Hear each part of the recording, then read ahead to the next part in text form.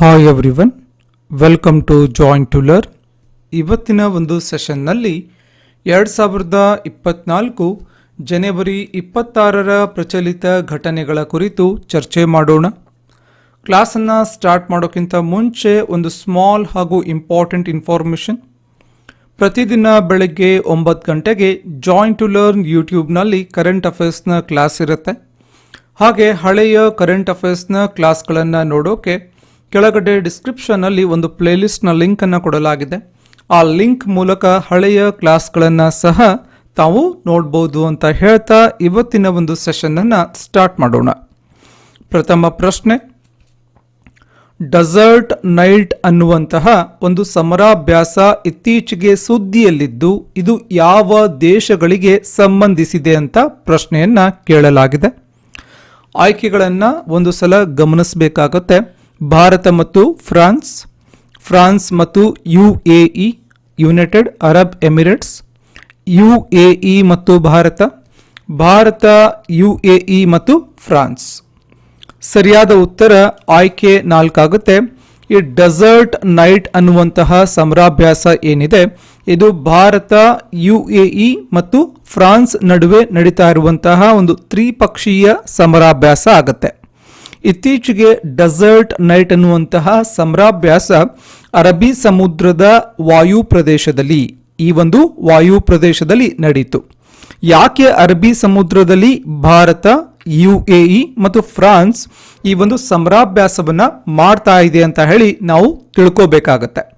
So ಈ ಒಂದು incident ಅನ್ನ ಭೌಗೋಳಿಕವಾಗಿ ನೋಡೋದಾದ್ರೆ, ಭೌಗೋಳಿಕವಾಗಿ ತಿಳ್ಕೊಳ್ಳೋದಾದ್ರೆ ಈ ಒಂದು ಮ್ಯಾಪ್ ಅನ್ನ ತಾವು ಅಬ್ಸರ್ವ್ ಮಾಡಬೇಕು.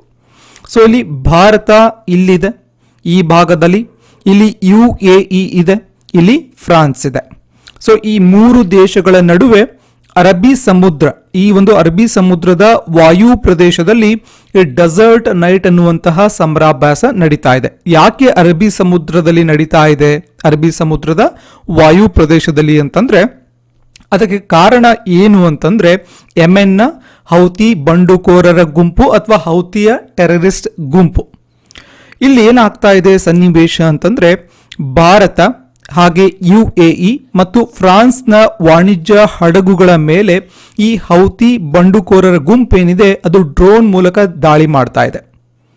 ಯಾಕೆ ಡ್ರೋನ್ ಮೂಲಕ ದಾಳಿ ಮಾಡ್ತಾ ಇದೆ ಅಂತಂದ್ರೆ ಯಾರು ಇಸ್ರೇಲ್ನ ಯುದ್ಧ ಮತ್ತು ಇಸ್ರೇಲ್ಗೆ ಸಂಬಂಧಪಟ್ಟಂತೆ ಆ ಒಂದು ದೇಶಕ್ಕೆ ಯಾರು ಸಪೋರ್ಟ್ ಮಾಡ್ತಾ ಇದ್ದಾರೆ ಆ ದೇಶಗಳ ವಾಣಿಜ್ಯ ಹಡಗುಗಳ ಮೇಲೆ ದಾಳಿ ಮಾಡ್ತಾ ಇದೆ.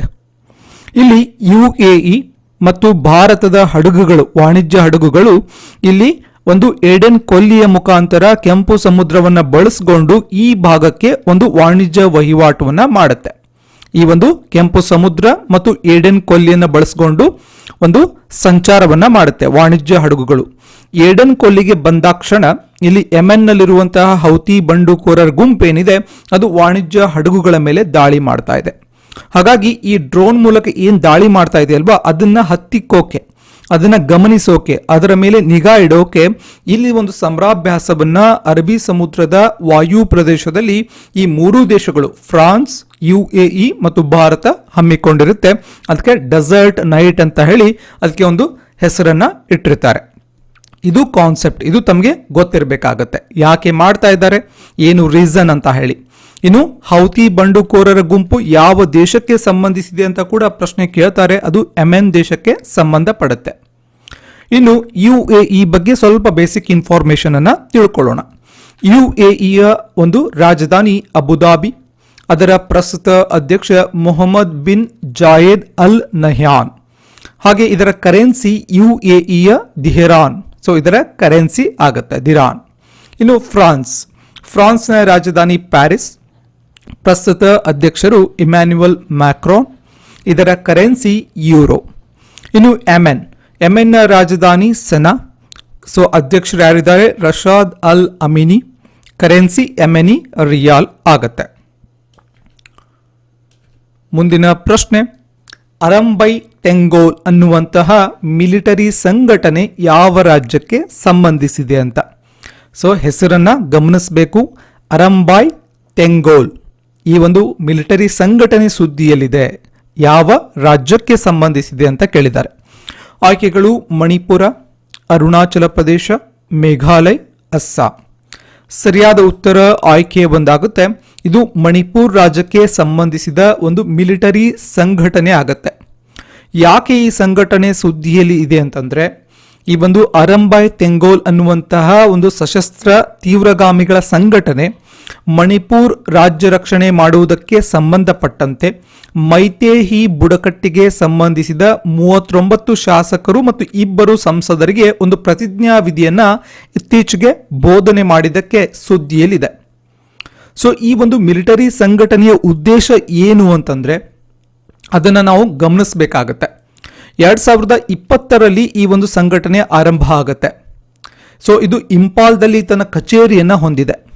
ಸೊ ಇದರ ಮುಖ್ಯ ಉದ್ದೇಶ ಪೂರ್ವ ಹಿಂದೂ ಸನಾಮಹಿ ಧರ್ಮವನ್ನ ಮರುಸ್ಥಾಪನೆ ಮಾಡೋದು ಇದರ ಒಂದು ಗುರಿ ಅಂತ ಹೇಳಲಾಗುತ್ತೆ. ಇನ್ನು ನಾವಿಲ್ಲಿ ಜಿಯೋಗ್ರಾಫಿಕಲ್ ಆಗಿ ಭೌಗೋಳಿಕವಾಗಿ ಮಣಿಪುರ್ ಎಲ್ಲಿದೆ ಅಂತ ಹೇಳಿ ನಾವು ಐಡೆಂಟಿಫೈ ಮಾಡಬೇಕಾಗತ್ತೆ. ನಮಗೆ ಗಮನ ಇರಬೇಕು. ಇಲ್ಲಿ ನಮಗೆ ಮಣಿಪುರ್ ಬರುತ್ತೆ. ಸೊ ಮಣಿಪುರ್ನ ಮೇಲ್ಗಡೆಯಲ್ಲಿ ನಮಗೆ ನಾಗಾಲ್ಯಾಂಡ್ ಬರುತ್ತೆ. ಸೊ ಈ ನಾಗಾಲ್ಯಾಂಡ್ನ ಈ ಕಡೆ ಇಲ್ಲೇನಿದೆ ಇದು ಅಸ್ಸಾಂ ಬರುತ್ತೆ. ಸೊ ಇಲ್ಲಿ ಮಣಿಪುರ್ನ ಕೆಳಗಡೆ ನಮಗೆ ಮಿಜೋರಾಂ ಬರುತ್ತೆ. ಸೊ ಹಾಗಾದರೆ ಪ್ರಶ್ನೆ ಕೇಳ್ತಾರೆ ಕೆಲವೊಂದು ಬಾರಿ, ಈ ಒಂದು ಮಣಿಪುರ್ ರಾಜ್ಯ ಏನಿದೆ ಅದು ಯಾವ ಯಾವ ರಾಜ್ಯಗಳ ಜೊತೆ ಗಡಿಯನ್ನ ಹಂಚಿಕೊಂಡಿದೆ ಅಂತ. ಮುಖ್ಯವಾಗಿ 3 ರಾಜ್ಯಗಳು ಬರುತ್ತೆ. ಒಂದು ನಾಗಾಲ್ಯಾಂಡ್, ಒಂದು ಅಸ್ಸಾಂ, ಒಂದು ಕೆಳಗಡೆ ಮಿಜೋರಾಂ. ಈ 3 ರಾಜ್ಯಗಳ ಜೊತೆ ಗಡಿಯನ್ನ ಇಲ್ಲಿ ಮಣಿಪುರ್ ಹಂಚಿಕೊಳ್ಳುತ್ತೆ. ಮಣಿಪುರ್ ರಚನೆಯಾಗಿದ್ದು 1972ರಲ್ಲಿ ರಚನೆ ಆಗುತ್ತೆ. ಸೊ ಪ್ರಸ್ತುತ ರಾಜ್ಯಪಾಲರು ಅನುಸೂಯಾ ಉಹಿಕೆ, ಪ್ರಸ್ತುತ ಮುಖ್ಯಮಂತ್ರಿ ಎನ್ ಬಿರೇನ್ ಸಿಂಗ್ ಪ್ರಸ್ತುತ ಮುಖ್ಯಮಂತ್ರಿ ಆಗ್ತಾರೆ. ಮುಂದಿನ ಪ್ರಶ್ನೆ, ಯಾವ ದೇಶದ ಅಧ್ಯಕ್ಷರು 2024ರ 75ನೇ ಗಣರಾಜ್ಯೋತ್ಸವದ ಮುಖ್ಯ ಅತಿಥಿಯಾಗಿ ಭಾಗವಹಿಸ್ತಾ ಇದ್ದಾರೆ ಅಥವಾ ಭಾಗವಹಿಸಿದ್ದಾರೆ ಅಂತ ಕೂಡ ಸೊ ಆಗತ್ತೆ ಪ್ರಶ್ನೆ. ಆಯ್ಕೆಗಳು ಅಮೆರಿಕ, ಫ್ರಾನ್ಸ್, ರಷ್ಯಾ, ಇಸ್ರೇಲ್. ಸರಿಯಾದ ಉತ್ತರ ಆಯ್ಕೆ 2 ಆಗುತ್ತೆ. ಫ್ರಾನ್ಸ್ ದೇಶದ ಅಧ್ಯಕ್ಷರಾದಂತಹ ಇಮ್ಯಾನ್ಯುಯಲ್ ಮ್ಯಾಕ್ರಾನ್ ಅವರು 2024ರ ಭಾರತದ ಗಣರಾಜ್ಯೋತ್ಸವ ಏನು ನಡೀತಾ ಇದೆ 75ನೇ ಗಣರಾಜ್ಯೋತ್ಸವ, ಇದರ ಒಂದು ಮುಖ್ಯ ಅತಿಥಿಯಾಗಿ ಭಾಗವಹಿಸ್ತಾ ಇದ್ದಾರೆ.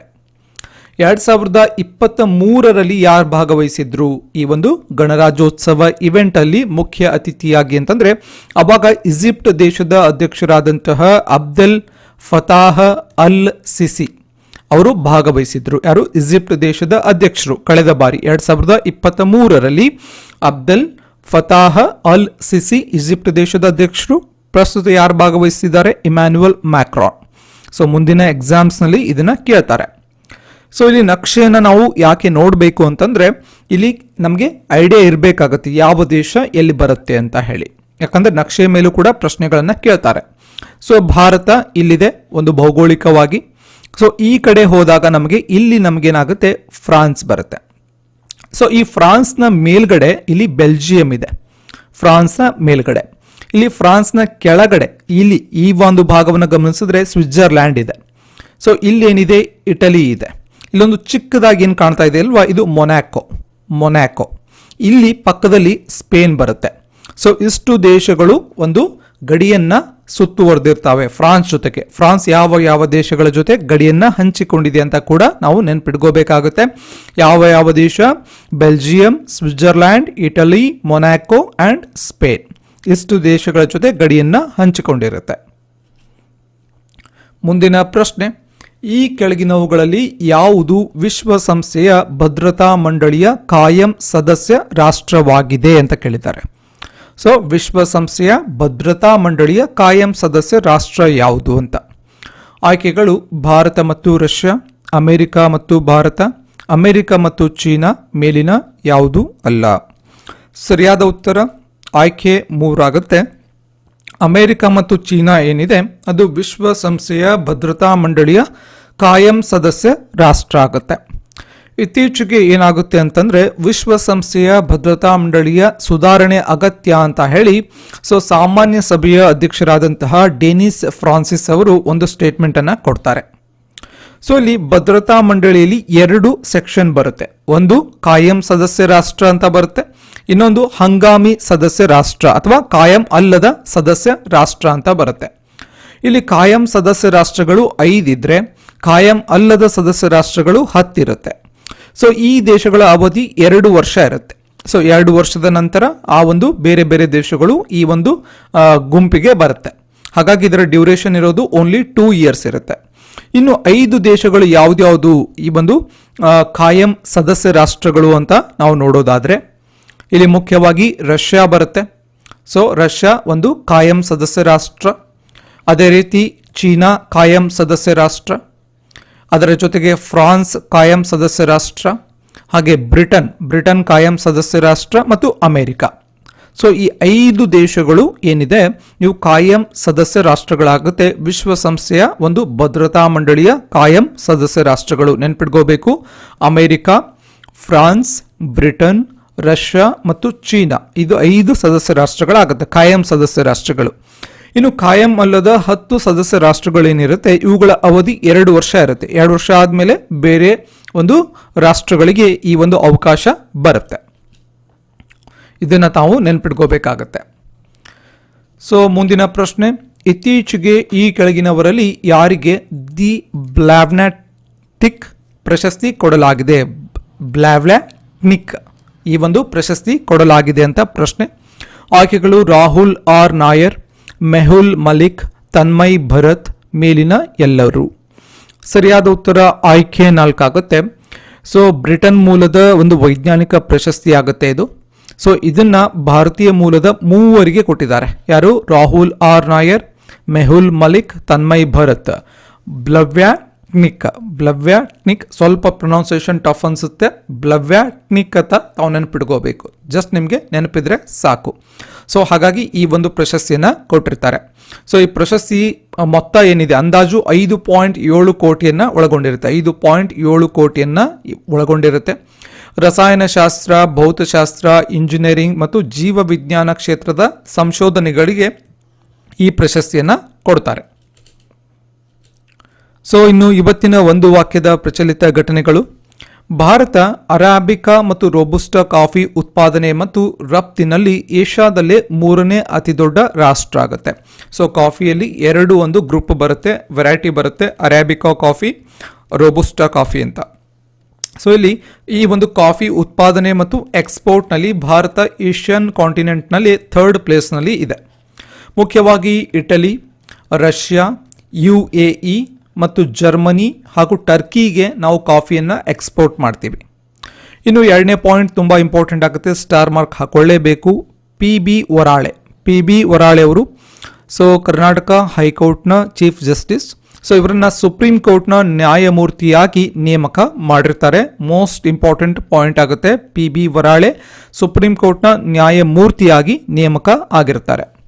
ಸೊ ಇನ್ನು ಜನವರಿ 25 ಇದು ರಾಷ್ಟ್ರೀಯ ಮತದಾರರ ದಿನ ಅಂತ ಹೇಳಿ ಆಚರಣೆ ಮಾಡ್ತಾರೆ. ಸೊ ಪ್ರತಿ ವರ್ಷ ಜನವರಿ 25 ರಾಷ್ಟ್ರೀಯ ಮತದಾರರ ದಿನ, ನ್ಯಾಷನಲ್ ವೋಟರ್ಸ್ ಡೇ ಅಂತ. ಸೊ 2024 ಧ್ಯೇಯ ವಾಕ್ಯ ಏನು ಅಂತಂದ್ರೆ, ಮತದಾನದಂತೆಯೇ ಏನೂ ಇಲ್ಲ, ನಾನು ಖಚಿತವಾಗಿ ಮತ ಹಾಕುತ್ತೇನೆ. ಸೊ ನೆನ್ಪಿಟ್ಕೋಬೇಕು, ಮತದಾನದಂತೆಯೇ ಏನೂ ಇಲ್ಲ, ನಾನು ಖಚಿತವಾಗಿ ಮತ ಹಾಕುತ್ತೇನೆ ಅನ್ನೋದು ನ್ಯಾಷನಲ್ ವೋಟರ್ಸ್ ಡೇನ ಒಂದು ಥೀಮ್ ಆಗುತ್ತೆ. ಇನ್ನು ಇತ್ತೀಚೆಗೆ ಪರಾಕ್ರಮ್ ದಿವಸ್ ಅಂತ ಕೂಡ ಜಾನ್ವರಿ ತಿಂಗಳಲ್ಲಿ ನಾವು ಸೆಲೆಬ್ರೇಟ್ ಮಾಡಿದ್ವಿ, ಪರಾಕ್ರಮ್ ದಿವಸ್ ಅಂತ ಹೇಳಿ. ಸೊ ಯಾರ ನೆನಪಿಗಾಗಿ ಅಂತಂದ್ರೆ ನೇತಾಜಿ ಸುಭಾಷ್ ಚಂದ್ರ ಬೋಸ್ ಅವರ ನೆನಪಿಗಾಗಿ ಪರಾಕ್ರಮ್ ದಿವಸ್ ಅಂತ ಹೇಳಿ ನಾವು ಸೆಲೆಬ್ರೇಟ್ ಮಾಡಿದ್ವಿ. 127ನೇ ಜನ್ಮ ದಿನಾಚರಣೆ ಇತ್ತು. ಈ ಇವೆಂಟನ್ನು ಮಿನಿಸ್ಟ್ರಿ ಆಫ್ ಕಲ್ಚರಲ್ ಮಿನಿಸ್ಟ್ರಿ, ಸಂಸ್ಕೃತಿ ಸಚಿವಾಲಯ ಇದನ್ನ ಆರ್ಗನೈಸ್ ಮಾಡಿತ್ತು. ಅದನ್ನ ಕೂಡ ತಾವು ನೆನ್ಪಿಟ್ಕೋಬೇಕು. ಅದರ ಜೊತೆಗೆ ರಾಷ್ಟ್ರೀಯ ಹೆಣ್ಣು ಮಕ್ಕಳ ದಿನವನ್ನ ಕೂಡ ನಾವು ಸೆಲೆಬ್ರೇಟ್ ಮಾಡಿದ್ವಿ. ಆ ರಾಷ್ಟ್ರೀಯ ಹೆಣ್ಣು ಮಕ್ಕಳ ದಿನವನ್ನ women ministry, women and child development ministry ಅದನ್ನ ಆರ್ಗನೈಸ್ ಮಾಡಿರುತ್ತೆ. ಅದು ಕೂಡ ಇಂಪಾರ್ಟೆಂಟ್ ಆಗುತ್ತೆ.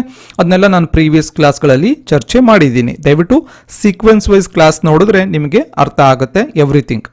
ಸೊ ಇಷ್ಟು ಇವತ್ತಿನ ಕ್ಲಾಸ್ನ ಒಂದು ಚರ್ಚೆ ಆಗಿರುತ್ತೆ. ಕ್ಲಾಸ್ ಇಷ್ಟ ಆಗಿದ್ರೆ ಒಂದು ಲೈಕ್ ಮಾಡಿ, ಈ ನಾಲೆಡ್ಜನ್ನು ನಿಮ್ಮ ಫ್ರೆಂಡ್ಸ್ ಜೊತೆ ಕೂಡ ಶೇರ್ ಮಾಡ್ಕೊಳ್ಳಿ. ಹಾಗೆ ನೀವಿನ್ನು ಜಾಯಿನ್ ಟು ಲರ್ನ್ ಯೂಟ್ಯೂಬನ್ನು ಸಬ್ಸ್ಕ್ರೈಬ್ ಮಾಡ್ಕೊಂಡಿರಲಿಲ್ಲ ಅಂದರೆ ಸಬ್ಸ್ಕ್ರೈಬ್ ಮಾಡ್ಕೊಳ್ಳಿ. ಹಾಗೆ ಟೆಲಿಗ್ರಾಮ್ ಪೇಜನ್ನು ಕೂಡ ಫಾಲೋ ಮಾಡ್ಬೋದು. ಹಾಗೆ ಇವನ್ ಜಾಯಿನ್ ಟು ಲರ್ನ್ನ ಒಂದು ಅಫಿಷಿಯಲ್ ಆ್ಯಪ್ ಕೂಡ ಇದೆ, ಆಂಡ್ರಾಯ್ಡ್ ಆ್ಯಪ್ ಇದೆ. ಆ್ಯಪಲ್ಲಿ ತಾವು 2023 ಹಾಗೂ 2024 2 ವರ್ಷದ ಪ್ರಚಲಿತ ಘಟನೆಗಳ ಪ್ರತಿ ತಿಂಗಳ ಒಂದು ನೋಟ್ಸ್ ಮತ್ತು ಪ್ರತಿ ತಿಂಗಳ ಒಂದು ಟೆಸ್ಟನ್ನು ತಾವು ಅಟೆಂಡ್ ಮಾಡ್ಬೋದು ನಮ್ಮ ಒಂದು ಆ್ಯಪ್ ಮತ್ತು ವೆಬ್ಸೈಟಲ್ಲಿ ಅಂತ ಹೇಳ್ತಾ ಮತ್ತೆ ಮುಂದಿನ ಸೆಷನ್ನಲ್ಲಿ ಮತ್ತೊಂದು ವಿಷಯದ ಕುರಿತು ಮಾತನಾಡೋಣ. ಧನ್ಯವಾದಗಳು.